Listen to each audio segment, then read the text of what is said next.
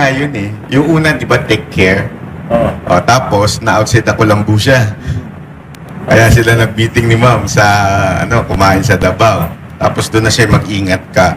Tuturuan kami. Mag-ingat siya sa asawa. Ano pa yung ibang mga instances na binubulungan kanya na hindi mo naiintindihan? Yung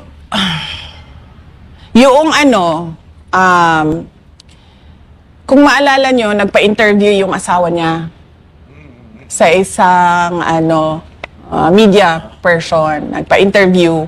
Doon, tinreten niya ako, diba? She crossed the line.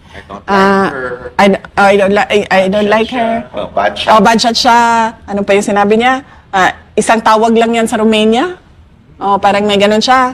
Yung mga niya. Tapos ako, parang nagulat ako noon. Sabi ko, bakit ito siya nakikialam sa trabaho? Trabaho ko. Ito pa yung before ako nag-resign, ha? Tapos nagkita kami ni BBM noon. Graduation ng PNPA sa Cavite. Ito na naman siya. Bumulong na naman siya ng hindi mo maintindihan. Tapos, nakuha ko, narinig ko, galit eh. Yun lang yung na-pick up. Ito na yung pangatlong bulong. Yes, ito na yung pangatlong bulong. Kasi 2024 na ito. 2024, ito April or May. Hindi nyo ba naisip na pinagpaplanuhan kayo ng asawa? Parang galit na galit sa inyo yung asawa? Nilang lahat. Alam ko naman na galit yung asawa sa akin eh. Kasi noong hindi pa niya ako kilala, nag-miss-send yan sa akin, ang asawa niya. Hindi kami magkakilala ha.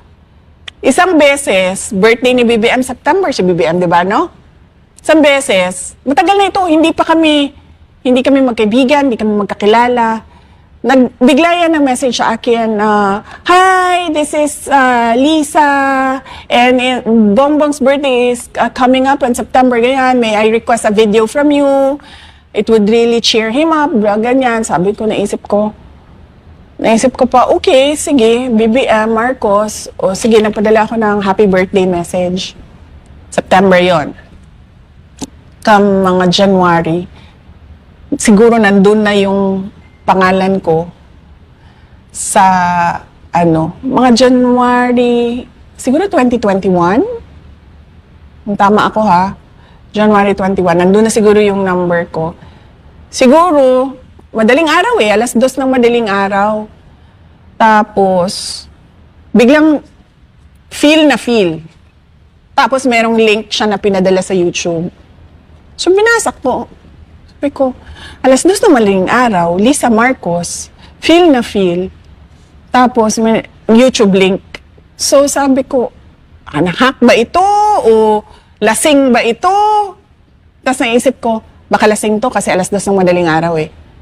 Diba? So, inopen ko. Pag-open ko nung link, speech ko. Nagsi-speech ako sa Tapang at Malasakit.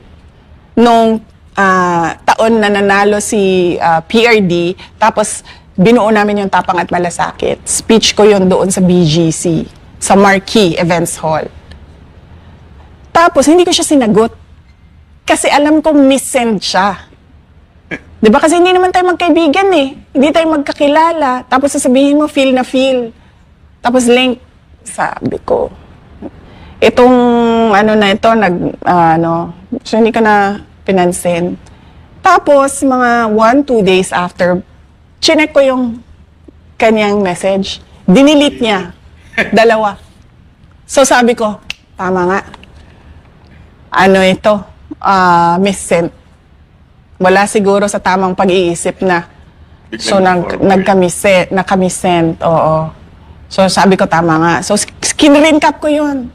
Ganyan. Pinapakita ko yun sa mga kaibigan ko. Tingnan nyo, nagalit sa akin to. Ganyan. So, alam ko na yun. Alam ko na yun na hindi niya ako gusto.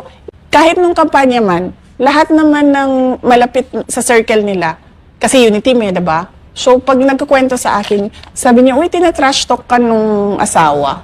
Sabi ko, oo nga eh. Sabi ko, pero wala naman silang ikaka-insecure sa akin eh. Tumakbo na nga akong vice president eh. Tumutulong na nga ako sa bayan, sa kanila. Grabe, no? Hindi, alam niyo, kaya siguro baka isipin ng iba dahil lang sa asawa. Tinatanong natin to para malaman natin kung sino yung nasa likod talaga ng impeachment. Dahil malay mo, baka kasama pati sa pagplano yung asawa at saka si Martin dahil sila po'y magkamag-anak. Posible Tsaka kaya nag-stem to, malayo pa yung election, 2021, may mga ganitong instances na eh.